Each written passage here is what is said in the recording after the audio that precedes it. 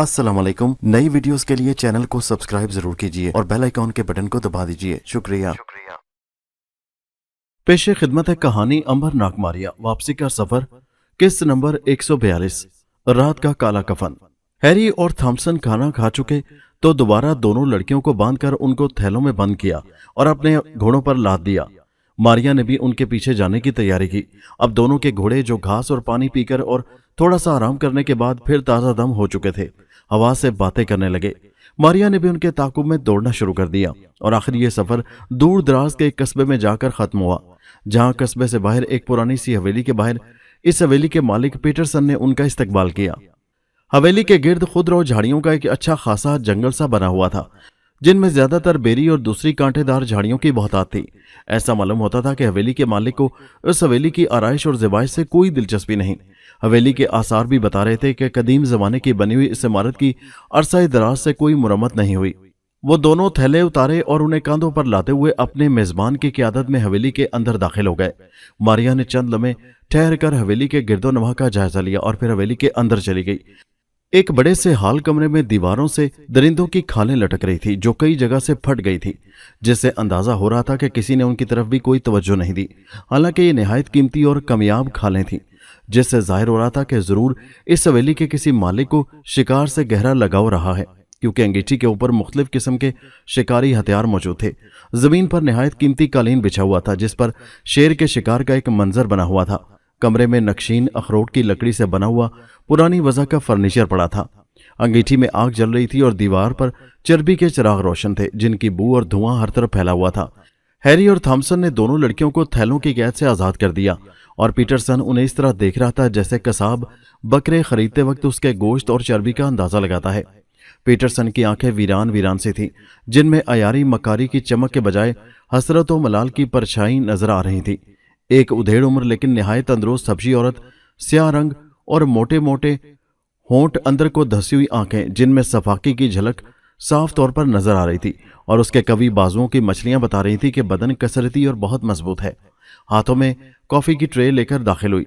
उसने ट्रे रखने के बाद बगौर माहौल का जायजा लिया और बगैर कुछ कहे हाल से निकल गई। पीटरसन ने कॉफी बनाते हुए कहा, अब के बड़ी देर लगा दी हैरी, तुम तो जानते हो मुझे तुम्हारा कितना इंतजार रहता है। वो इस अंदाज में बोला था जैसे कई साल पुराना मुर्दा हो। न जाने किसने इस शख्स के होठों की मुस्कुराहट छीन ली थी। हैरी ने पहली मर्तबा उसे डॉक्टर कहकर मुखातिब किया और कहा कि तुम जानते हो पुलिस इन अगवा की बढ़ती हुई वारदातों से हरकत में आ गई है। ऐसे में जब कानून जाग रहा हो उसे धोखा देकर कोई भी वारदात करना इंतहाई मुश्किल बात है। फिर भी हम रुपए के लालच में अपनी जान हथेली पर लिए फिरते हैं। इसीलिए तो मैंने तुम्हारी बढ़ती हुई जरूरियात के बावजूद कभी अपना हाथ तंग नहीं किया। दौलत की मेरी नजर में कोई अहमियत नहीं, वक़्त है तो अपनी ज़रूरियात की है। ये कहकर डॉक्टर ने फिर लड़कियों की तरफ देखा, जो दहशत के मारे जर्द हो रही थी और थर थर कांप रही थी, और इत्मीनान से कहा, बैठ जाओ लड़कियों, तुम्हें यकीनन गर्म कॉफ़ी की ज़रूरत है और मुझे तुम्हारी सेहत की। बीमार लड़कियां मेरे किसी काम की भी नहीं। लड़कियों के सब्र का पैमाना छलक गया और घुटी घुटी सिसकियों के साथ उनके आंसू बाहर छलक गए। मारिया को उन दोनों पर बहुत रहम आया, लेकिन वो बगैर कुछ मालूम किए हुए को कि यहाँ किस किस्म के जराइम हो रहे हैं, इन लोगों को होशियार नहीं करना चाहती थी। लिहाजा उसने निहायत सब्र से काम लिया। पीटरसन ने दोनों लड़कियों को प्यार से बिठाया और कॉफी के साथ साथ मक्खन लगाकर दोनों को स्लाइस भी दिए। लड़कियां न जाने कब से भूखी थीं, सब्र और जबर करके खाने लगीं। उनकी हालत उस बकरे की मानिंद थी जिसके सामने छुरी चमक रही हो। पीटरसन ने अपने पर्स से निकालकर नोटों की थदियां हैरी के सामने फेंक दी। हैरी ने शुक्रिया अदा किया और रुखसती के अंदाज में हाथ मिलाया। पीटरसन ने कहा, रात हो चुकी है, अगर तुम लोग ठहरना पसंद करो तो तुम्हारे लिए इंतजाम कर दिया जाए। हैरी ने कहा, नहीं डॉक्टर, अब हमें रुखसत हो जाना चाहिए। हमारे लिए रात और दिन में कोई फर्क नहीं, और तुम जानते ही हो कि हम कोई अच्छे आदमी भी नहीं। पीटरसन ने मशीनी अंदाज में उनकी तरफ हाथ बढ़ा दिया। हैरी और थॉमसन हाथ मिलाकर रुखसत हुए। मारिया ने देखा शिकारी अपना काम करके एक दफा फिर जा रहे हैं, तो वो भी उनके साथ ही बाहर आ गई। दोनों बदमाश अपने घोड़ों पर सवार हुए और उनकी रासें ढीली छोड़ दी, जो हवा से बातें करने लगे। मारिया ने उनका पीछा किया। वो सोच रही थी उसे शिकार को ज्यादा दूर नहीं जाने देना चाहिए, क्योंकि उसे फिर उस हवेली में लड़कियों के लिए वापस आना था। उसने हवेली से एक रस्सी हासिल कर ली थी। वो रास्ते को छोड़कर झाड़ियों में रास्ता बनाती उनसे आगे निकल गई और अंधेरे में कच्चे रास्ते पर दो रो या कतार में उगे दरख्तों से फायदा उठाते हुए रस्सी का एक सिरा दरख्त से बांध दिया और दूसरे सिरे को हाथ में लेकर रास्ते की दूसरी तरफ पार जाकर दरख्त के पास खड़ी हो गई। जो ही दोनों के घोड़े दौड़ते हुए सरपट करीब आए, उसने एकदम रस्सी को खींच लिया। घोड़े जो सरपट जा रहे थे अचानक अपने सामने रस्सी की रुकावट को देखकर अपनी रफ्तार को अपनी काबू में न रख सके और रस्सी से उलझकर कलाबाजी खा गए। दोनों सवार भी कई कलाबाजियां खाते हुए दूर जा गिरे। मारिया ने दरख्त की एक टूटी हुई खुश्क गज भरी लंबी टहनी जो जमीन पर पड़ी थी उठा ली और दोनों के उठने का इंतजार करने लगी। पहल हैरी ने की और कहा, थॉमसन तुम ठीक हो ना? थॉमसन ने अपनी कमर सहलाते हुए कहा, मामूली चोट है, फिक्र की कोई बात नहीं। हैरी ने कहा, जाने घोड़ों को क्या हुआ, पहले तो कभी ऐसा नहीं हुआ, हम अक्सर रातों में जंगल का सफर करते हैं। थॉमसन ने कहा, जरा उनकी खबर भी लो। दोनों एक साथ घोड़ों के पास आए, जिनमें से एक की टांग टूट गई थी, दूसरा करीब ही खड़ा हाँप रहा था और ठीक था। हैरी ने कहा, यह तो बहुत बुरा हुआ, एक घोड़ा तो बेकार हो गया, अब इसी पर दोनों को सफर करना होगा। थॉमसन ने मशवरा दिया, क्यों ना वापस जाकर डॉक्टर से घोड़ा हासिल किया जाए, लेकिन हैरी ने उसकी मुखालफत की और कहा, मैंने जिंदगी में कभी पीछे कदम हटाना नहीं सीखा, अब जल्दी से मेरे पीछे सवार हो जाओ, हम दोनों इसी घोड़े पर सफर करेंगे। ये इतना कमजोर भी नहीं है कि दोनों का बोझ न उठा सके। वो दोनों चलकर घोड़े की तरफ आए, लेकिन मारिया ने इस दौरान 3-4 डंडे घोड़े को मारे और घोड़ा किसी को सामने ना देखकर डर कर जोर से हिनहिनाया और एक तरफ मुंह करके भाग निकला। दोनों ने हैरत से घोड़े को सरपट जाते देखा और हाथ मलते रह गए। हैरी ने ठंडी सांस लेकर कहा, ये आज कैसे वाकयात हमारे साथ पेश आ रहे हैं थॉमसन? अब हमें मजबूरन यहाँ रात गुजारनी पड़ेगी, रात की रोशनी में घोड़े को तलाश कर लेंगे। मारिया ने हैरी और थॉमसन को देखा जो सोने की तैयारी कर रहे थे। थॉमसन ने कहा, हैरी मेरा ख्याल है तुमने डॉक्टर के यहाँ कयाम न करके गलती की है, यहाँ जरूर किसी जिन भूत का बसेरा है। हैरी ने कहका लगाया और कहा, हमसे बड़ा भूत भी कोई हो सकता है? बेवकूफ, भूत नाम की कोई शय भी इस दुनिया में मौजूद नहीं है, चलो सो जाओ। मारिया ने पीछे से हैरी के सर पर एक डंडा रसीद किया। हैरी को चक्कर आ गया और वह सर पकड़कर बैठ गया। थॉमसन ने कहा, हैरी तुम ठीक तो हो, क्या हुआ? दूसरा डंडा मारिया का थॉमसन के सर पर पड़ा। इससे पहले कि थॉमसन संभलता, हैरी ने उठकर उसका गिरबान पकड़ लिया और कहा, लालची कुत्ते, मैं पहले ही समझ गया था कि रकम देखकर तेरी नीयत बदल गई है। अब समझ गया ये सब कुछ तेरी सोची समझी स्कीम के तहत हुआ है। जरूर तूने ही घोड़ों के साथ कोई शरारत की है और अब मेरे सर पर डंडा मारा है। थॉमसन ने कहा, तुम होश में तो हो? अगर मैंने तुम्हारे सर पर डंडा मारा है तो मेरे सर पर किसने डंडा मारा है? हैरी ने कहा, तुम झूठ बकते हो। दोनों में इसी बात पर तकरार बढ़ते बढ़ते लड़ाई की सूरत इख्तियार कर गई और दोनों ने खंजर निकाल लिए।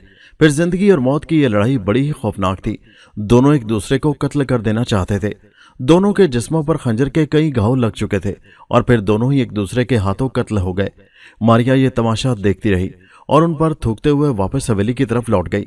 नाग तेजी से उड़ता जा रहा था कि एक सहरा से उसका गुजर हुआ। उसने जमीन पर निगाह की। रेत के ऊंचे नीचे टीलों के दरमियान एक घोड़ा भागा जा रहा था और उसकी कमर पर एक लाश पड़ी थी। नाग ने जब यह मंजर देखा तो उसे ख्याल आया, मुमकिन है ये आदमी जख्मी हो और इसे मेरी जरूरत हो, मुझे मालूम करना चाहिए। ये सोचकर वो तेजी से घोड़े की तरफ उड़ता हुआ आया और थोड़ा आगे जाकर उतर गया और इंसान की सूरत इख्तियार की और घोड़े को रोक लिया। कोई आदमी औंधा पड़ा था। नाग ने जल्दी से उसे सीधा किया। उसके सीने में खंजर लगा हुआ था और हाथ में कोई खाल तय करके पकड़ी हुई थी। नाग ने उसकी नब्ज देखी जो बहुत ही आहिस्ता चल रही थी। नाग ने उसे घोड़े से उतारकर रेत के टीले पर लिटा दिया। एक बूढ़ा झुर्रियों से अटा हुआ चेहरा जिसमें जमाने के नशेबो फराज नुमाया थे, कुशादा पेशानी और मोटी मोटी आंखें, चेहरे पर बेतरतीब सी दाढ़ी और लंबे सफेद बाल लटों की सूरत में जिनको बिखरने से बचाने के लिए सर पर सुर्ख रंग का एक कपड़ा बांधा हुआ था। एक लंबा सा जुब्बा उसके बदन पर मौजूद था। नाग झुककर सोच रहा था कि किसी सूरत खंजर उसके सीने से निकाल दिया जाए। उसने खंजर के दस्ते को पकड़कर हिलाया ही था कि एक कराह के साथ बूढ़े ने अपनी बेनूर सी आंखें खोलकर नाग की तरफ देखा। उसकी हालत उस कश्ती की मानिंद हो रही थी जो भंवर में डूबने से पहले आखिरी बार पानी की सतह पर आती है और फिर हमेशा के लिए गर्क हो जाती है। बूढ़े ने गौर से नाग की तरफ देखा और बड़ी ही नहीफ आवाज में कहा, तुम कौन हो? नाग ने कहा, आपका दोस्त और हमदर्द हूं, दुश्मन नहीं। बूढ़े ने प्यास से खुश्क होंठों पर जुबान फेरकर तर किया और कहा, मिस्री मालूम होते हो? नाग ने कहा, हाँ, मिस्र का कदीमी रहने वाला हूं। कई पुश्तें इसी सरजमीन पर गुजरी हैं और मैं फिरौन के दौर से ताल्लुक रखता हूं। बूढ़े के होंठों पर इत्मीनान की एक झलक दिखाई दी और उसने बुझते हुए चिराग की तरह जिसकी लौ बुझने से पहले जोर से फड़फड़ाती है, नाग से कहा, अब मुझे मौत का कोई गम नहीं। मेरे फर्जंद, मेरी बात गौर से सुनो, इसलिए कि मेरी जिंदगी हवा के एक झोंके की मानिंद है जो पलक झपकते में ही गुजर जाता है। मैं भी मिस्री हूं और फिरौनों के मुकद्दस कहानों की औलाद में से हूं। मेरे जद्दे अमजद फिरौन सेमीर रमेसेस के कहाने आजम थे। उस फिरौन का दौर फिरौनों की तारीख का सुनहरी दौर शुमार होता है, जब दुनिया जहान की दौलत और सोना जवाहरात सिमट कर उसके खजाने में जमा हो गए थे اور ہر پشت میں ان خزانوں میں اضافہ ہی ہوتا جا رہا تھا۔ ایک روز فرعون نے میرے جد امجد سکراتون کہن سے مشورہ کیا کہ کیوں نہ اس بے حساب دولت کی حفاظت کے لیے صحرا میں زمین دوز ایک ایسا تہخانہ بنایا جائے جس کا علم صرف مجھے ہو اور آپ کو ہو، اور یہ راز سینہ بسینہ ہم دونوں کے خاندان کے آنے والی نسل میں منتقل ہوتا رہے۔ کیونکہ فرعون اول کے قانون کے مطابق فرعون اول نے شہنشاہیت اپنے لیے اور مذہبی امور کی ذمہ داری اپنے چھوٹے بھائی کے سپرد کی تھی، اور قانون بنا دیا تھا کہ جب تک فرعونوں کی نسل موجود ہے بادشاہت فرعون اول کی اولاد میں اور مذہبی امور کی ذمہ داری چھوٹے بھائی کی اولاد کے سپرد رہے گی۔ تہخانہ تیار کیا گیا اور فرعون سیمی ریمیسس کا عظیم خزانہ اس میں منتقل کر دیا گیا۔ فرعون اور میرے جد امجد کے علاوہ جتنے بھی لوگ اس کی تعمیر میں حصہ لے چکے تھے انہیں قتل کر دیا گیا، اور یوں یہ راز صرف دونوں بھائیوں کی اولاد کے درمیان ہی رہا۔ اس خزانے کا نقشہ ایک ہرن کی کھال پر بنا کر محفوظ کر لیا گیا تھا۔ پھر یہ راز سینہ بسینہ اور یہ نقشہ بھی دونوں بھائیوں کی اولاد میں رہا۔ پھر وہ وقت آ گیا کہ فرعون اپنے لشکر سمیت دریائے نیل میں ڈوب کر غرق ہو گیا، اور یہ راز صرف مقدس کاہن کے خاندان تک محدود ہو گیا۔ اس کے بعد تباہی اور بربادی اس خاندان پر کچھ اس طرح آئی کہ کسی کو بھی اس خزانے کا خیال ہی نہ آیا، کیونکہ اس کو حاصل کرنے کے لیے بھی کئی آدمیوں کو راز میں لینے کی ضرورت تھی۔ صرف ایک یا دو آدمی تو اتنا بڑا خزانہ نہیں نکال سکتے تھے، اور یوں اس خاندان کے آخری فردوں میں یہ نقشہ ورثے میں مجھ تک پہنچ گیا۔ لیکن خدا جانے کئی صدیاں گزر جانے کے بعد لاہوت نامی ایک لٹیرے کو اس کی کہاں سے بھنک پڑ گئی۔ بوڑھے کہان نے کہا، لاہوت ایک بہت بڑا ساحر ہے، اس نے اپنی جادوئی طاقتوں سے خزانے کے نقشے کے متعلق معلوم کر لیا کہ وہ میرے پاس ہے۔ اس نے میرے گھر پر ڈاکہ مارا، لیکن میں نے وہ نقشہ ایسی جگہ چھپا رکھا تھا جہاں سے وہ تلاش کرنے میں ناکام ہو گیا۔ میں نے بزرگوں کی امانت کی خاطر اپنا شہر چھوڑ دیا، لیکن خدا جانے اس کمبخت کو کیسے معلوم ہو گیا۔ پھر اس نے خفیہ طور پر میرا پیچھا کیا اور صحرا میں مجھے گھیر لیا۔ میں نے نقشہ دینے سے انکار کر دیا اور اس نے خنجر سے مجھے ہلاک کرنے کی کوشش کی۔ میں بے بس ہو گیا تو بزرگوں نے اپنی امانت کی حفاظت اپنے ذمے لے لی، اور آسمان پر آندھی کے کوئی آثار نہ تھے، لیکن زوردار آندھی کا طوفان آ گیا، اور وہی طوفان مجھے اپنی آغوش میں چھپا کر یہاں تک لے آیا ہے۔ رہا نقشہ، اسے اپنی حفاظت میں لے لو۔ بوڑھے نے ہرن کی کھال پر بنا نقشہ ناگ کے حوالے کیا اور خود مر گیا۔ ناگ نے نقشے کی طرف دیکھا، لیکن پھر گرد اڑتی دیکھ کر پریشان ہو گیا۔ دور کئی سوار سرپٹ اسی طرف چلے آ رہے تھے۔ ناگ نے بوڑھے کی لاش کو ریت میں دبا دیا اور خود ایک سمت روانہ ہوا، لیکن جلد ہی لاہوت اور اپنے حواریوں کے ساتھ یہاں پہنچ گیا اور ناگ کو گھیرے میں لے لیا۔ ادھر امبر ہندوستان کے مشہور شہر بنارس میں بنے ہوئے بڑے بڑے عالیشان مندروں کو دیکھتا پھر رہا تھا جو دریائے گنگا کے کنارے بنے ہوئے ہیں۔ اس نے ہزاروں ہندو عورتوں اور مردوں کو دیکھا جو دریائے گنگا میں نہا رہے تھے۔ یہاں ایک گھاٹ بڑے مندر کے پاس بنا ہے، اور مندر کی سیڑھیاں بھی دور تک گنگا کے پانی میں اتر گئی ہیں۔ دونوں طرف کے کناروں کو بھی پکا بنوا دیا گیا ہے تاکہ یہاں کر نہانے اور اپنے پچھلے گناہوں کو دھو ڈالنے والوں کو تکلیف نہ ہو۔ ہندوؤں کا عقیدہ ہے کہ گنگا کے پانی میں نہانے سے ان کے تمام گناہ دھل جاتے ہیں۔ ان کے مذہب کے مطابق دریائے گنگا شیوا جی مہاراج کے جٹاؤں سے نکل رہا ہے جو ان کے بہت بڑے دیوتا ہیں، اس لیے اس پانی کو وہ گنگا جل کہتے ہیں اور اسے بڑا ہی متبرک سمجھتے ہیں۔ جہاں اچھائیاں ہوں گی وہاں برائیاں بھی موجود ہوں گی۔ یہاں پر بڑے بڑے رشی منی پنڈت صاحب علم و عرفان دن رات دیوتاؤں کی مالا جپتے نظر آتے ہیں۔ جہاں تک برائیوں کا تعلق ہے، یہاں کے ٹھگ دنیا بھر میں مشہور ہیں، جو تہوار کے موقع پر دور دراز سے آئے ہوئے لوگوں کو ٹھگ لیتے ہیں۔ یہ لوگ بڑے ہی خطرناک اور قاتل قسم کے ہوتے ہیں اور ان کے ڈانڈے ڈاکوؤں تک سے ملے ہوتے ہیں۔ امبر یہ ساری رونق دیکھتا ہوا جا کر بڑھ کے ایک درخت کے نیچے بیٹھ گیا جہاں دو جوگیوں میں باتیں ہو رہی تھی کہ مہاراجا تلسی داس اپنی بیٹی راجکماری رتنا کی منت پوری کرنے اور بہت سا سونا دان کرنے آ رہے ہیں۔ ایک نے کہا، گرو بھگوان تو تب ہے سارا سونا ہمارے ہی ہاتھ لگے، جو ہی مہاراجا سونا گنگا کے پانی کی نظر کریں وہ سارا ہماری ہی جھولی میں آئے۔ سارے پنڈت منہ ہی دیکھتے رہ جائیں۔ اب امبر کے کان کھڑے ہوئے اور وہ دھیان سے ان کی باتیں سننے لگا۔ گرو نے کہا، چلے، تیرا گرو تو سارے ہندوستان کا بے تاج بادشاہ ہے، میں تو آنکھوں سے کاجل چرا کر لے جاؤں تو پتہ نہ چلے، یہ تو میرے بائیں ہاتھ کا کھیل ہے، لیکن تیرا گرو تو بہت اونچا ہاتھ مارنے کی فکر میں ہے۔ میں نے سوچا ہے کہ ایک ہی ہاتھ ایسا ماروں کہ ساری عمر پھر چین سے بیٹھ کر کھاؤ۔ چیلے نے، جس کا نام بدری پرساد تھا، اپنے گرو سے کہا، جو مشہور زمانہ ٹھگ وشواناتھ تھا، گرو کچھ مجھے بھی تو پتہ چلے، آخر تم نے کیا سوچا ہے؟ امبر بظاہر ان سے لاتعلق ذرا اور ان کے قریب ہو گیا۔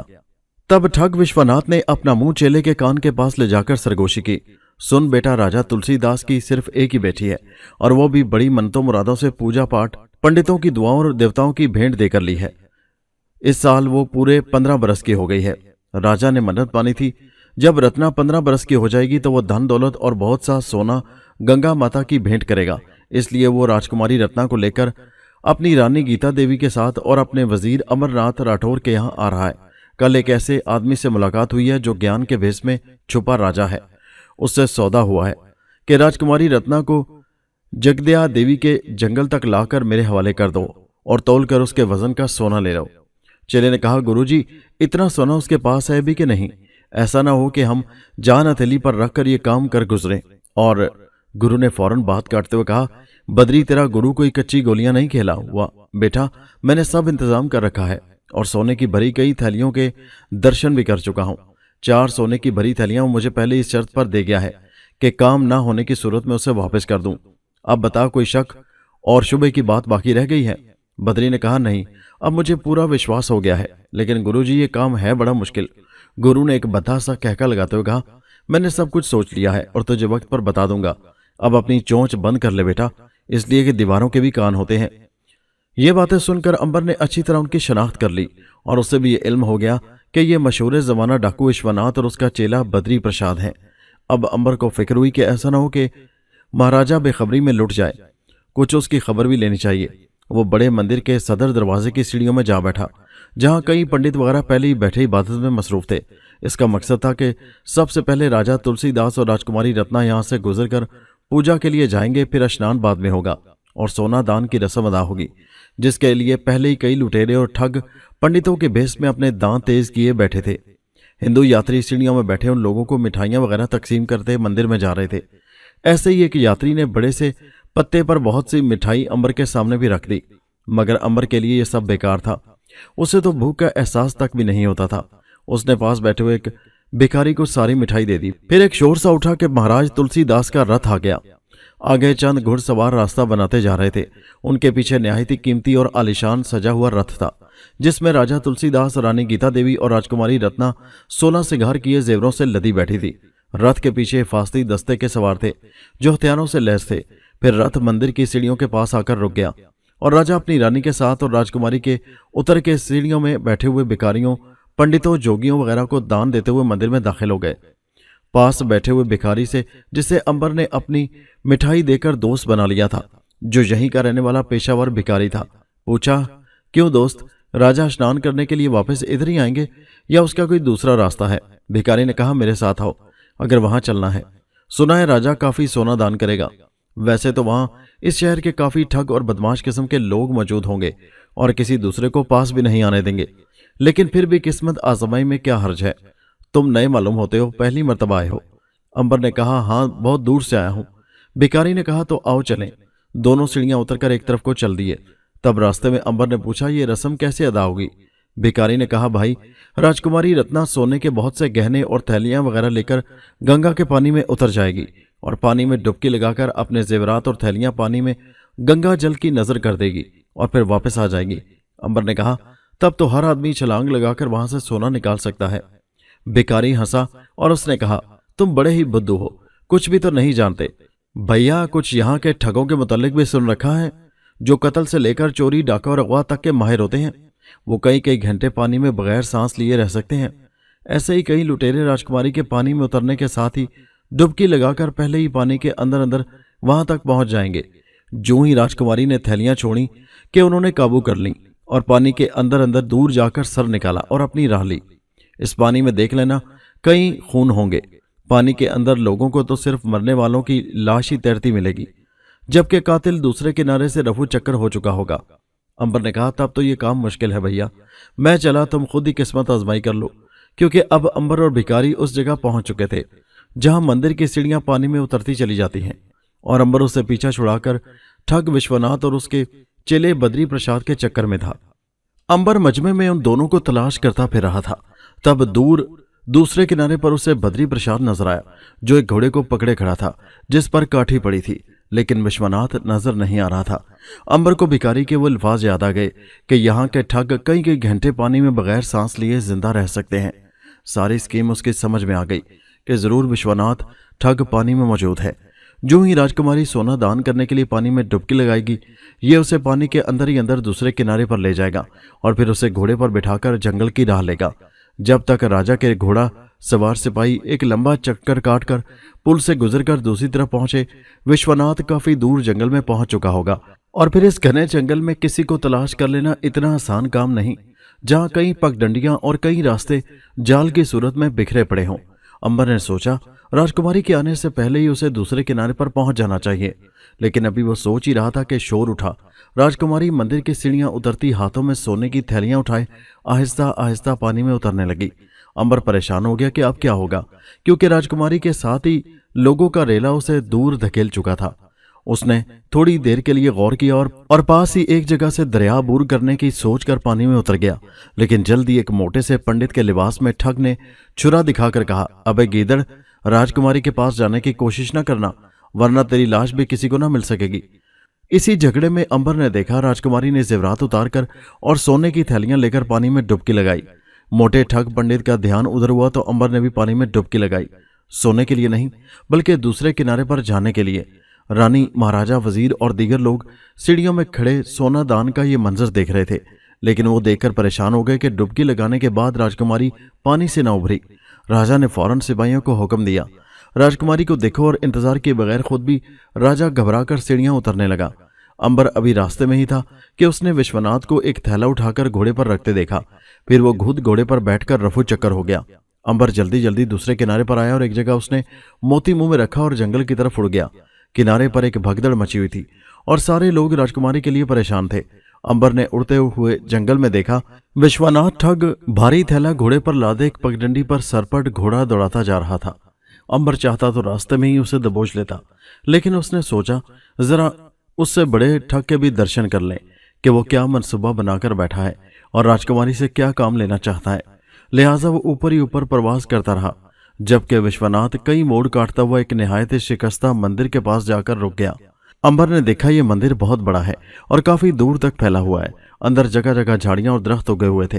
कई कमरों की छतें जमीन बोस हो चुकी थीं और कई सलामत थीं, जिनमें शिकस्ता बुत अब भी मौजूद थे, जहां मकड़ियों ने अपने जाले बुन लिए थे और ये चमगादड़ों का मस्कन बनकर रह गया था।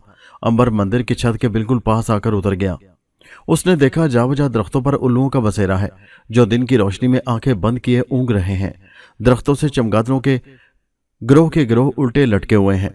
विश्वनाथ घोड़े को हाथ में पकड़े पैदल ही मंदिर की चारदीवारी में जा रहा था, क्योंकि यहाँ जगह जगह गड़े और गिरी हुई इमारत का मलबा मौजूद था और सुराखों से साफ जाहिर होता था कि यहाँ हशरातुल अर्ज की कमी नहीं।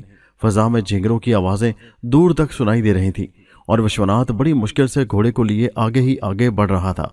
फिर एक जगह बहुत ही शिकस्ता हिस्से के पास खड़े होकर विश्वनाथ ने गौर से देखा और पहचानते हुए कहा, मैं देवी के दर्शन करने आया हूँ। यह फिक्रा उसने 3 बार कहा। अंबर भी एक बड़े सतून की आड़ में खड़ा यह मंजर देख रहा था। तीसरी बार कहने के बाद एक कवि हैकल बड़ी बड़ी मूंछों और बेतरतीब दाढ़ी और उलझे उलझे बालों वाला हाथ में तलवार लिए नमदार हुआ और फिर पहचान कर करीब आ गया और सरगोशी की, कहो खाली हाथ आए हो? विश्वनाथ ने फख्र से कहका लगाते हुए कहा, नए हो जो मेरे नाम से वाकिफ नहीं। विश्वनाथ उस काम के लिए हामी नहीं भरता जिसे वो कर न सके। उसने थैला घोड़े से उतारा और राजकुमारी को उसके अंदर से निकालकर जमीन पर डाल दिया। वो आदमी बड़ा खुश हुआ और राजकुमारी को होश में लाने की तरकीबें करने लगा। राजकुमारी ने होश में आकर चारों तरफ देखा और कहा, मैं कहाँ हूँ? उसी शख्स ने जवाब दिया, फिक्र न करो राजकुमारी, मैं तुम्हारा दास हूँ, सब ठीक है। जब विश्वनाथ ने कहा, मुझे चलता करो भाई, आदमी ने कहा, ठीक है। फिर उसने राजकुमारी से कहा, आप अपने कदमों से चल सकती हैं। राजकुमारी ने हैरत से कहा, यह सब क्या बकवास है, मैं तुम्हारी खाल खिंचवा दूंगी, कौन हो तुम लोग? आदमी ने कहा, धीरज राजकुमारी जी, आपको सब कुछ बता दिया जाएगा। मैं पहले ही कह चुका हूं कि आपका दास हूं, जरा मेरे साथ आइए, इस आदमी को वापस जाना है और जल्दी में है। अंबर ये सब कुछ सुन रहा था। उस आदमी ने कहा, आइए मेरे साथ। राजकुमारी, विश्वनाथ और वो आदमी जो आगे आगे था शिकस्ता हिस्से के अंदर चले गए और एक तहखाने की सीढ़ियां उतरने लगे। अंबर ने भी उनका पीछा किया, जो कई सीढ़ियां और फिर राहदारियों को पार करते हुए कमरे में दाखिल हुए। राजकुमारी घबराई हुई और कुछ जानने के लिए बेचैन नजर आ रही थी कि वो कहाँ है और ये सब कुछ क्या है। आखिर वो तीनों एक कमरे में दाखिल हुए जो नहायत साफ सुथरा और बेहतरीन तरीके से सजा हुआ था। जमीन पर कालीन बिछा हुआ था, दीवारों पर हैरत अंगेज किस्म की तस्वीरें लगी हुई थी। सामने कदे आदम तस्वीर उसी शख्स की थी जो राजा के लिबास में तलवार के दस्ते पर हाथ रखे खड़ा मुस्कुरा रहा था और उसकी पगड़ी में लगा हुआ हीरा तस्वीर में भी चमकता मालूम हो रहा था। विश्वनाथ और राजकुमारी हैरत से ये सब कुछ देख रहे थे। छतों से झाड़ और रंगदार फानूस लटक रहे थे जिनमें मोमबत्तियां मौजूद थीं। कमरे में नक्शीन और निहायत ही कीमती लकड़ी का पुराने अंदाज का लेकिन निहायत साफ सुथरा फर्नीचर आरास्ता था।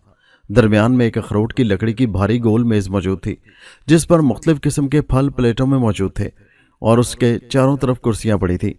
ये कमरा तो किसी महल का हिस्सा मालूम होता था। उसे देखकर यकीन नहीं आता था कि ये किसी शिकस्ता मंदिर का हिस्सा भी हो सकता है जिसका बेशतर हिस्सा शिकस्ता और जमीन बोस हो चुका है। फिर वो आदमी उनको लेकर एक बड़े हॉल में आ गया। ये यकीनन कोई दरबार का हाल कमरा था क्योंकि उसके दोरोया कुर्सियों की कतार थी। सामने की तरफ एक चबूतरा था जिसके पास संगे मरमर की सीढ़ियां मौजूद थी।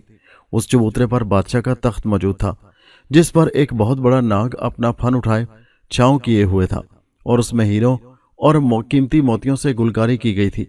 छत से बहुत बड़े बड़े और कीमती रंगीन छाड़ फानूस लटक रहे थे। दीवारों और छतों की पिचकारी निहायत ही नफीस थी और कारीगर के फन का बेहतरीन नमूना थी। तख्त के पीछे एक बहुत बड़ा मीज़ान अदल मौजूद था। उस आदमी ने कहा, क्या राजकुमारी इस मैदान अदल तक चलने की तकलीफ गवारा करेंगी ताकि उनको तोल कर सोना इस शख्स के हवाले किया जाए जो इस हीरे की बहुत ही कम कीमत है जिसे चुरा कर यह शख्स ले आया है। राजकुमारी नागवारी से यह सब कुछ देख रही थी और जल्दी जान लेना चाहती थी कि यह सब क्या है। लिहाजा उसे मजबूरन मीज़ान अदल तक आना पड़ा जिसके एक पलड़े में उसने राजकुमारी को बिठा दिया। फिर करीबी एक दरवाज़ा खोला जो एक दरख्त की शक्ल का था। संगे मरमर में संगे मूसा और नीलम और फेरोज़ों से बनाया हुआ था जो एक कल दबाने से खुल गया। हालांकि यह दरवाजे के बजाय सिर्फ एक सजावट का एक दरख्त ही मालूम होता था। फिर उस शख्स ने सोने के तोड़े ला ला कर दूसरे पलड़े में भरने शुरू कर दिए और राजकुमारी को सोने में तोल दिया और कहा, विश्वनाथ, ये सोना उठाओ और जल्दी ही यहाँ से चले जाओ। और सुनो, अब ये भूल जाना कि तुमने क्या देखा है क्योंकि तुम्हारे लिए ये सिर्फ एक ख्वाब है। इसे हकीकत समझकर भी तुम दोबारा यहाँ तक नहीं आ पाओगे, लेकिन जिंदगी जरूर गंवा लोगे। अंबर ये सब हैरत से देख रहा था जैसे ये हकीकत नहीं ख्वाब ही है। तब विश्वनाथ ने सोने के भरे कई तोड़े अपने कंधों पर उठाए और उसी रास्ते से वापस चला गया जिधर से आया था। अंबर ने देखा उस शख्स ने राजकुमारी का हाथ थामा और उसे लेकर उसी दरवाजे में दाखिल हो गया जो उसके जाते ही बंद हो गया। अंबर भी उस दरवाजे तक पहुंचा। उसने कल तलाश करके दबाई लेकिन अब यह दरवाज़ा न खुल सका। फिर उसने कोई और दरवाज़ा तलाश करने की कोशिश की लेकिन बेसूद, उसे कोई रास्ता न मिल सका। अंबर मायूस होकर वापस आया। बाहर विश्वनाथ सोना घोड़े पर लाद कर जाना ही चाहता था कि एक नाग ने आकर उसे डस लिया और वह एक चीख के साथ जमीन पर गिरा और पानी की तरह बह गया क्योंकि यह निहायत जहरीला सांप था। सोने के तोड़े जमीन पर गिरे और मलबे के ढेर पर फैल गए। घोड़ा डर कर सरपट भाग गया। उसी वक्त एक धमाके से मंदिर का वो शिकस्ता हिस्सा गिरा और सोना उसमें दफन हो गया। नाग ने अपने आका की खुशबू अमर में महसूस की तो करीब आ गया और अपना सलाम लहरों में हवा के दोष पर अपने आका के भाई की खिदमत में पहुंचाया। अंबर ने भी लहरों की सूरत उससे इस इसरार के मुतालिक पूछा तो सांप ने बताया, इस मंदिर की तह में कारून का खजाना मौजूद है जो जमीन पर चलता हुआ यहाँ आकर रुक गया है और मैं उसी का मुहाफिज हूँ। बकाया इसरार बताने की मुझे इजाजत नहीं। आप में ये इसरार जान लेने की ताकत मौजूद है और आप कोशिश करें, कामयाब होंगे। अब मुझे इजाजत दें। सांप बल खाता हुआ उसी मलबे में घुस गया और अंबर परेशानी से इसी इसरार को मालूम करने के मुतालिक सोचने लगा। हैरी और थॉमसन खुद ही एक दूसरे के कातिल थे। मारिया उनकी लाशों को वहीं पड़ा छोड़कर वापस उस हवेली में आ गई जहां दोनों लड़कियां सहरज़दा बैठी थीं। लेकिन अजीब बात यह थी कि डॉक्टर वहां मौजूद न था। उसने मौका गनीमत जानकर लड़कियों से कहा, बहन घबराना नहीं, मैं तुम्हारी मदद को पहुंच गई हूं। लड़कियां घबरा कर उठ खड़ी हुईं क्योंकि आवाज बिल्कुल करीब से आ रही थी और वहां कोई मौजूद न था। मारिया ने कहा, डर गई? एक लड़की ने कहा, तुम कौन हो और कहां हो? खुदा के लिए हमें आहिस्ता आहिस्ता क्यों मारना चाहते हो? एक ही वक्त में हमें खत्म कर दो। मारिया को उस पर बहुत रहम आया और उसने कहा, अच्छी बहनों, मैं एक रूह हूं। तुम मुझे देख नहीं सकती लेकिन मैं तो तुम्हारे चेहरों पर छाई खौफ की परछाइयां देख रही हूं। तुम्हारी दुश्मन नहीं बल्कि तुम्हारी हिफाजत के लिए आई हूं। लड़की ने कहा, क्यों झूठी तसल्लियां दे रही हो? सिर्फ इतना बता दो कि हमारी जिंदगी में कितनी घड़ियां और रह गई हैं। मारिया ने कहा, अच्छी बहन, इंसान को खुदा की रहमत से मायूस नहीं होना चाहिए। मौत तो खुद इंसान की हर कदम पर हिफाजत करती है और बिन आए कोई नहीं मर सकता। मेरी बात पर यकीन कर लो गो कि मैं ये नहीं जानती कि तुम किस किस्म के जाल में फंस गई हो और किस मकसद के लिए तुम्हें इस डॉक्टर ने यहाँ मंगवाया है। लेकिन फिर भी इस यकीन के साथ मुतमईन हो जाओ कि खुदा ने ही मुझे तुम्हारी मदद के लिए भेजा है। लड़की ने ठंडी सांस लेकर कहा, प्यासा इंसान शराब को देखकर भी दिल को मुतमईन कर लेता है कि ये पानी है। तुम्हारा बहुत शुक्रिया। ایسے وقت میں جب کہ ہمیں تنکے کا سہارا بھی نصیب نہیں، تمہاری امداد ہمارے لیے بہت بڑی غنیمت ہے۔ ماریا نے پھر کہا، میں تمہارے سائے کی طرح ساتھ ہوں، اس یقین کے ساتھ اطمینان سے بیٹھ جاؤ۔ تب لڑکیوں کو احساس ہوا کہ وہ اب تک کھڑی تھی۔ دونوں بہنوں نے ایک دوسرے کی طرف دیکھا اور بیٹھ گئیں۔ ماریا نے کہا، اب میں ڈاکٹر کی تلاش میں جا رہی ہوں تاکہ معلوم ہو اس کے کیا ارادے ہیں۔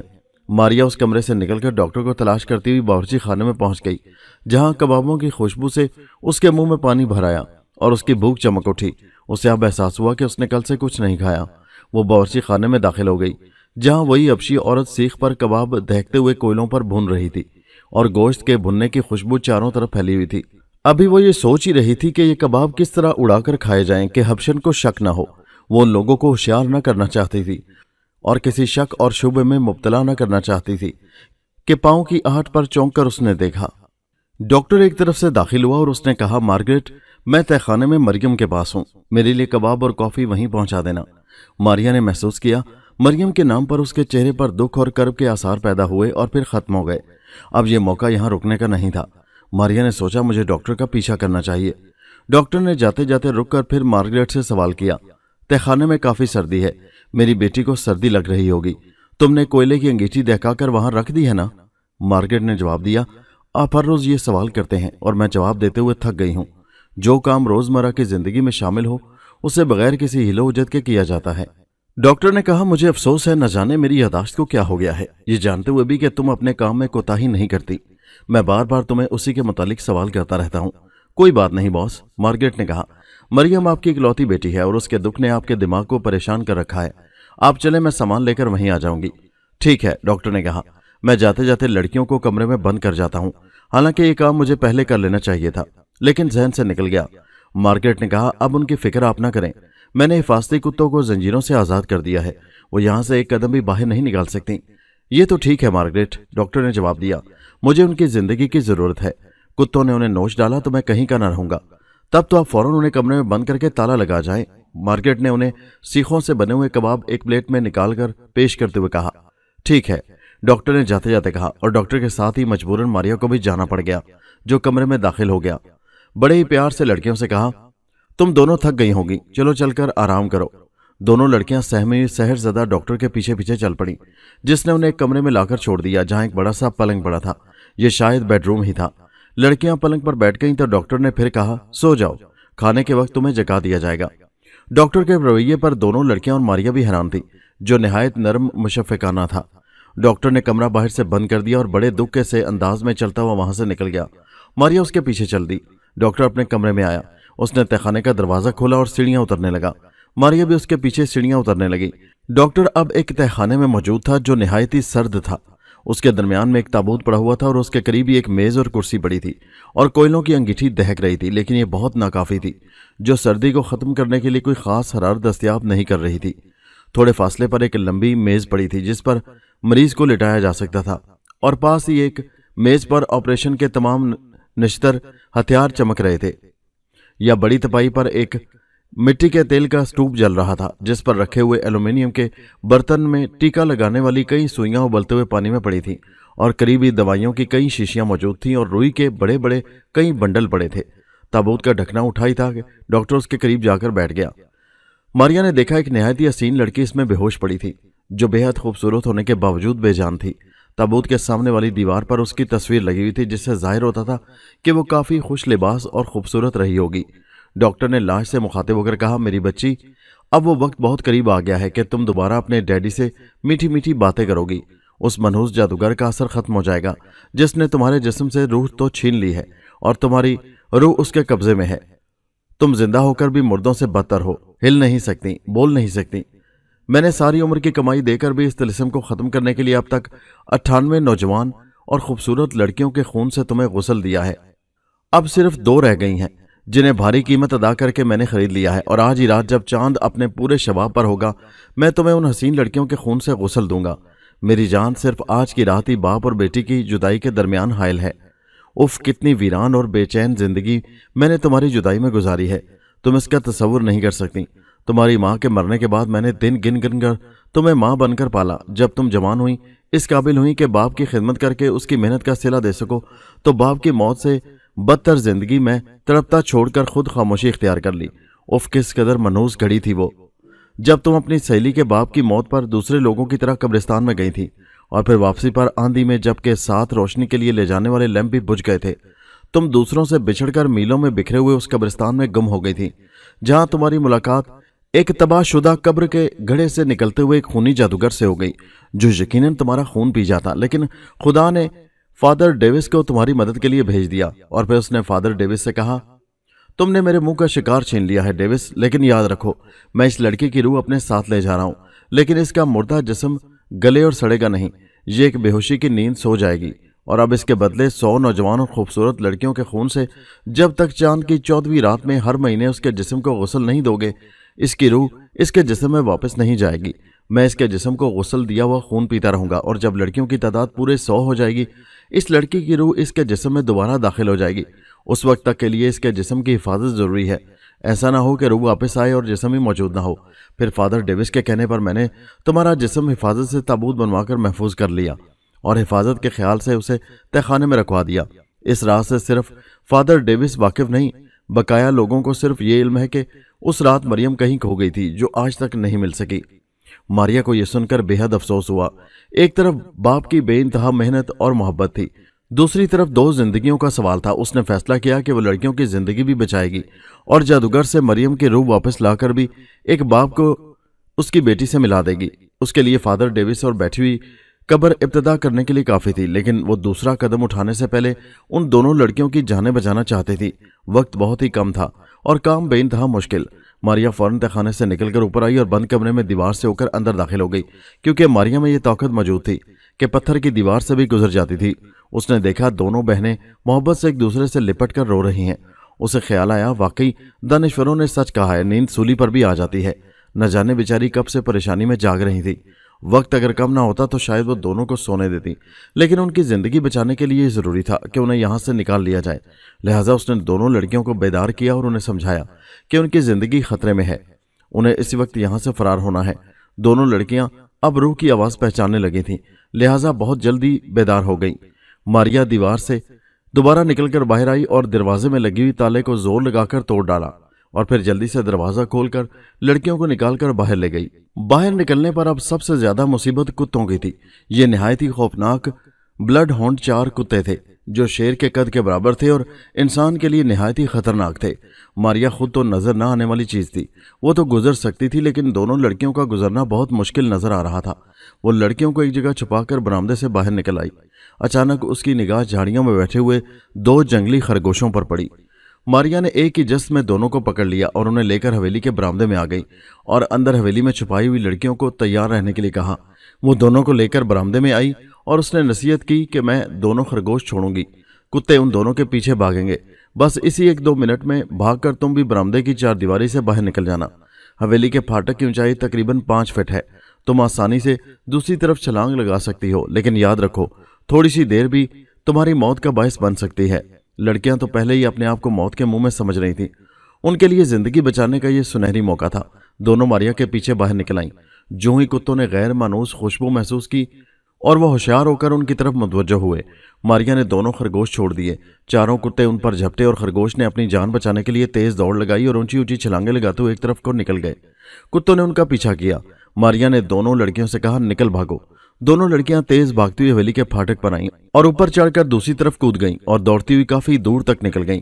کتوں کی آواز سن کر ڈاکٹر اور حبشی نوکرانی دونوں لڑکیوں کے کمرے کی طرف گئے اور لڑکیوں کو نہ پا کر بھاگتے ہوئے باہر آئے، کتوں کو آوازیں دی۔ مالک کی آواز پر چاروں کتے بھاگتے ہوئے آئے، جن میں سے 2 کے منہ میں جنگلی خرگوش تھے۔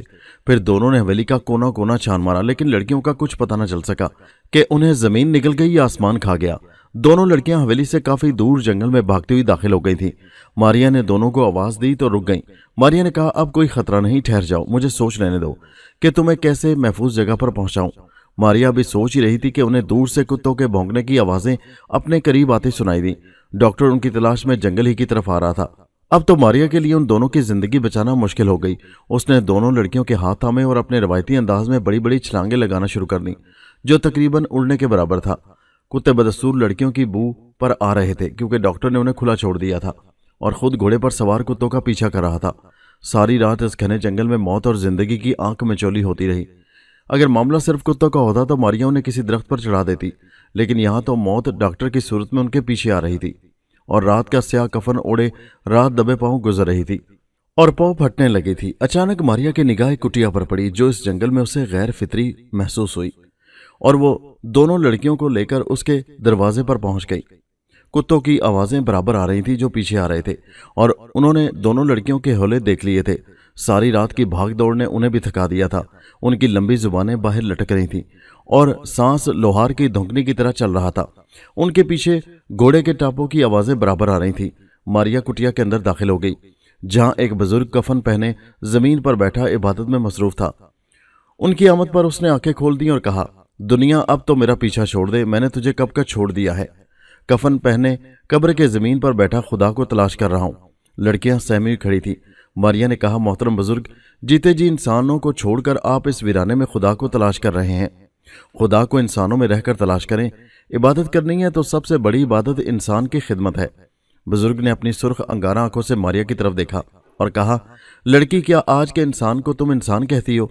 अगर ये इंसान है तो शैतान किसे कहते हैं? जो लोग अपनी ख्वाहिशात के गुलाम होकर दूसरों की जिंदगियों को खिलौना समझते हैं, एक जिंदगी बचाने के लिए 100 जानें कुर्बान कर देते हैं, क्या उनकी खिदमत करना इबादत है? तो इन दोनों को वहां से निकाल कर क्यों लाई है? जा वीराने से आबादी की तरफ लौट जा ताकि ये दोनों भूखे कुत्तों की खुराक बन जाएं। उनका पेट भरना भी तो इबादत है। क्या रिज़्क, जिंदगी और मौत तेरे हाथ में है?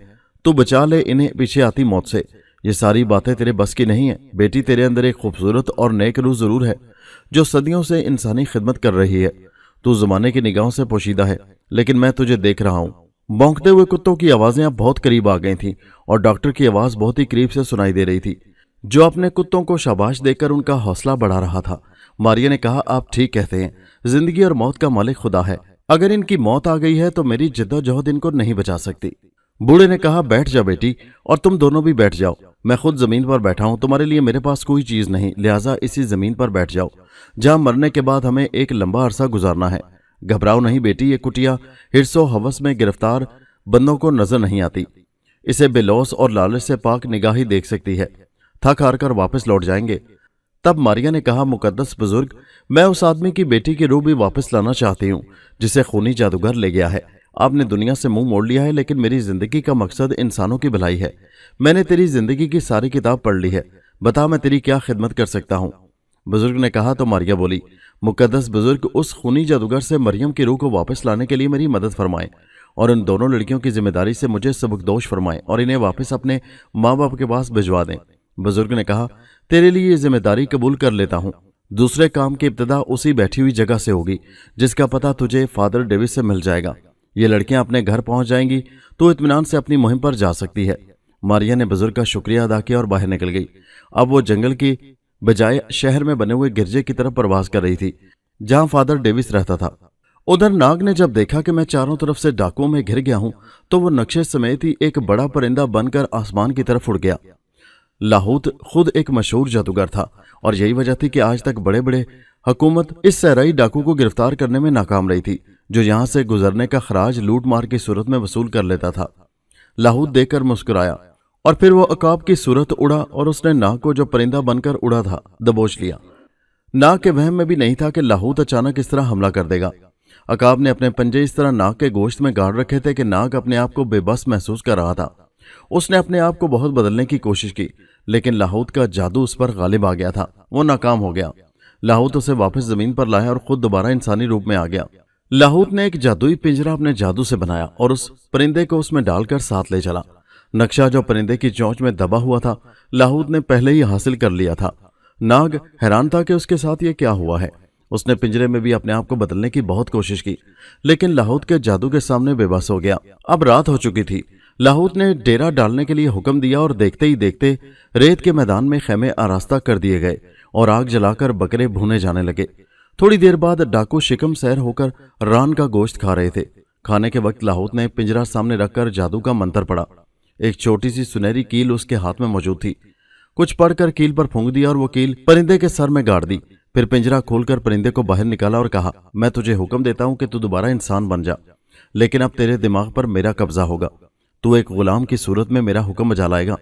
پھر کچھ پڑا اور پھونک ماری۔ ناگ پرندے سے پھر انسان بن گیا۔ لاہوت نے کہکا لگایا۔ ناگ نے جھک کر کہا، کیا حکم ہے میرے آقا؟ میں تیرا غلام ہوں۔ لاہوت نے کہا، غلام یہ نقشہ دے کر بتا مجھے اسے حاصل کرنے کے لیے کس سمت روانہ ہونا ہے؟ ناگ نے نقشہ دے کر کہا، میرے آقا سورج نکلتے ہی جس سمت تیرا سایہ ہوگا ادھر ہی روانہ ہو جا، یہی سمت ٹھیک رہے گی۔ اب لاہوت نے ناگ کو پوری طرح اپنے جادو کے زور سے قابو کر لیا تھا، اس لیے اسے کوئی خطرہ نہ تھا۔ اس نے ناگ کو دوبارہ پرندہ بنانے کی ضرورت محسوس نہ کی۔ ویسے بھی اسے بار بار نقشے کے لیے ناگ کی ہدایت درکار تھی، لہٰذا ناگ کے دماغ پر وہ مکمل طور پر قبضہ جما چکا تھا۔ کھانے کے بعد قہوے کا دور چلا اور پھر رات بھر محفل گرم رہی اور سورج کے نکلتے ہی لاہوت خیمے کے باہر آ گیا، اپنا سایہ دیکھا اور اسی سمت کوچ کرنے کا حکم دیا۔ ناگ نے کہا، میرا گھوڑا کہیں بھاگ گیا ہے، سواری کے لیے مجھے بھی ایک گھوڑا دو تاکہ میں خزانے تک تمہاری رہنمائی کر سکوں۔ لاہوت کے اشارے پر ایک ڈاکو نے اپنا گھوڑا اسے پیش کر دیا اور خود دوسرے ساتھی کے ساتھ بیٹھ گیا۔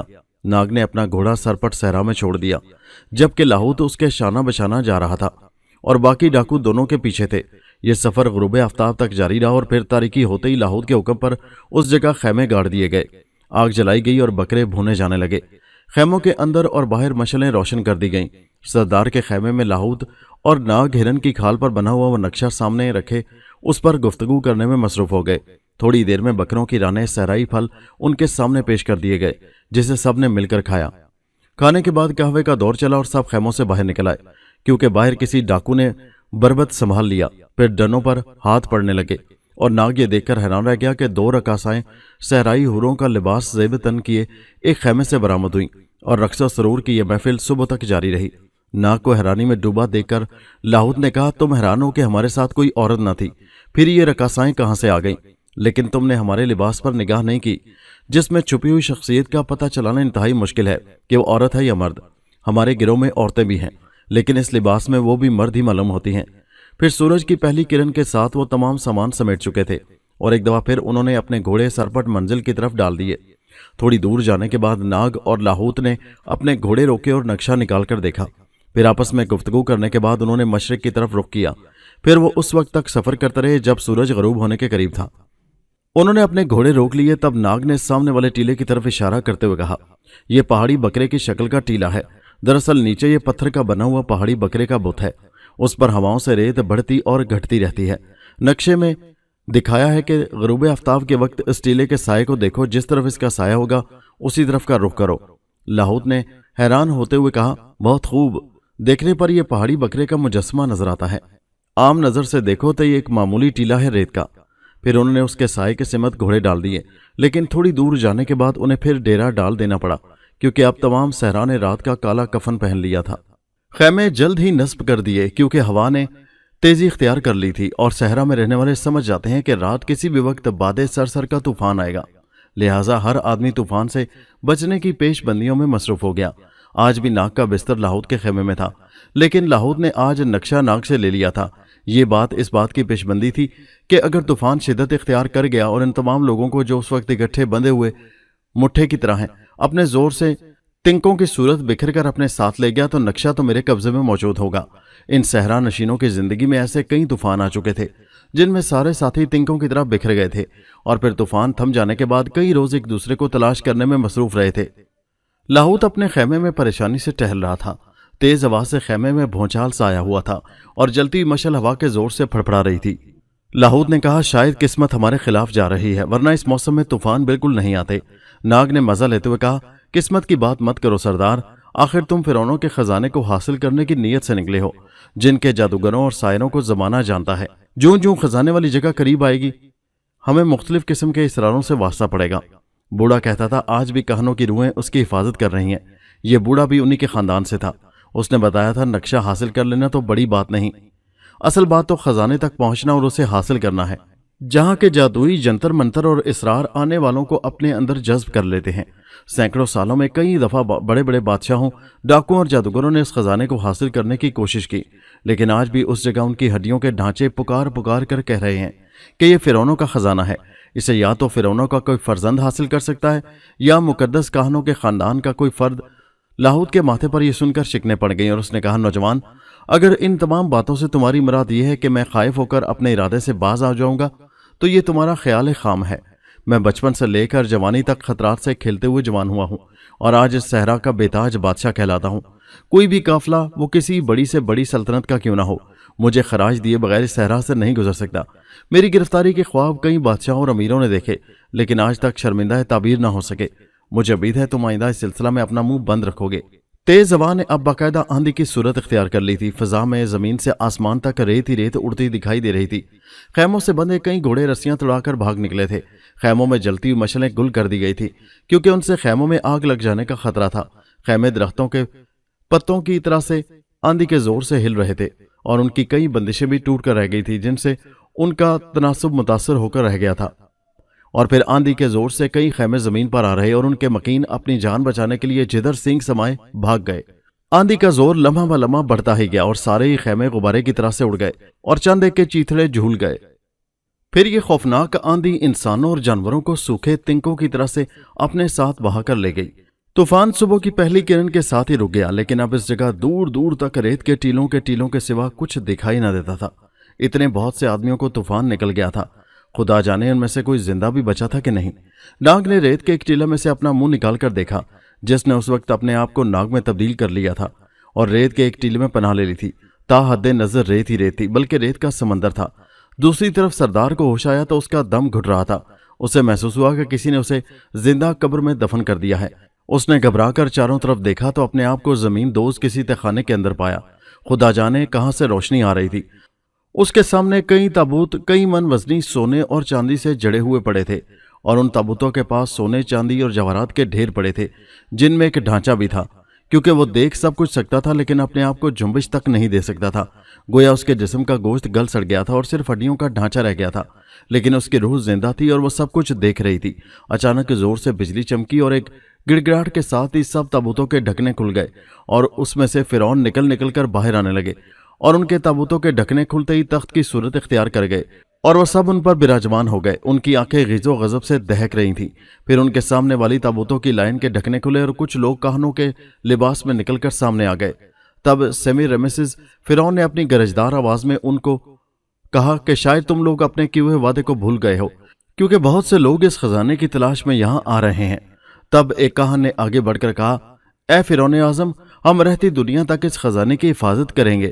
یہاں پر لوگ پہنچ تو سکتے ہیں لیکن تیرا خزانہ کوئی لے نہیں سکتا۔ سردار کو بہت حیرت ہوئی۔ ان کہانوں میں وہ بوڑھا بھی موجود تھا جس کے سینے میں خنجر مار کر اس نے نقشہ حاصل کرنے کی کوشش کی تھی۔ تب فرعون نے تالی بجائی۔ کبھی ہیکل اور خوفناک خونی چہروں والے جلاد ننگی تلواریں لے کر دیواروں سے نکل پڑے۔ ان کے ہاتھوں میں موٹی موٹی لوہے کی زنجیریں بھی تھیں۔ فرعون نے حکم دیا کہ ان تمام ناہنجاروں کو زنجیروں میں جکڑ کر جنگلی گھوڑوں کے ساتھ باندھ دیا جائے اور پھر گھوڑوں کی پیٹھوں پر کوڑے برسائے جائیں۔ تمام ڈھانچوں کو زنجیریں پہنا دی گئیں۔ ایک طرف سے چند غلام وحشی خونخوار جنگلی گھوڑے لے کر حاضر ہو گئے۔ تب حبشیوں نے تمام ڈھانچوں کو زنجیروں میں جکڑ کر گھوڑوں سے باندھ دیا اور ان پر کوڑے برسائے گئے۔ خوفناک ہنہناہٹ کے ساتھ وحشی گھوڑے الف ہوئے۔ ان کے منہ سے غصے کی وجہ سے جھاگ بہنے لگے اور وہ ڈھانچوں کو زمین پر گھسیٹتے ہوئے سرپٹ ہو گئے۔ سردار نے محسوس کیا کہ اس کے جسم کو بری طرح گھسیٹا جا رہا ہے اور چند لوگ ریت کے ٹیلے سے اسے کھینچ کر باہر نکال رہے ہیں۔ نقشہ اب اس کے دائیں ہاتھ میں دبا ہوا تھا۔ اس نے غور سے دیکھا، یہ تو کوئی قافلہ تھا۔ وہ ایک دم اٹھ کر بیٹھ گیا اور ایک بوڑھے سے سوال کیا کہ میں کہاں ہوں؟ بوڑھے نے کہا، بیٹے ہمارا قافلہ یہاں سے گزر رہا تھا۔ تیز ہوا کے چلنے سے اس کی ٹیلے کی ریت اڑ اڑ کر زمین پر نئے ٹیلے بنانے لگی۔ ہم نے دیکھا انسانی ٹانگیں ہمیں ریت کے ٹیلے میں دبی ہوئی نظر آئیں۔ ہم سمجھ گئے کہ کل جو طوفان آیا ہے اس کی وجہ سے کوئی بیچارہ ریت میں دب گیا ہے، لہٰذا تمہیں گھسیٹ کر بڑی مشکل سے باہر نکالا ہے۔ خدا کا شکر ہے تم زندہ اور ہماری محنت ضائع نہیں ہوئی۔ لاہوت نے اٹھ کر جائزہ لیا۔ کافی بڑا قافلہ تھا اور کئی لاکھوں کا سامان تجارت لے کر جا رہا تھا۔ اس کے منہ میں پانی بھر آیا لیکن مجبوری تھی، اس کے ساتھی اس سے بچھڑ چکے تھے۔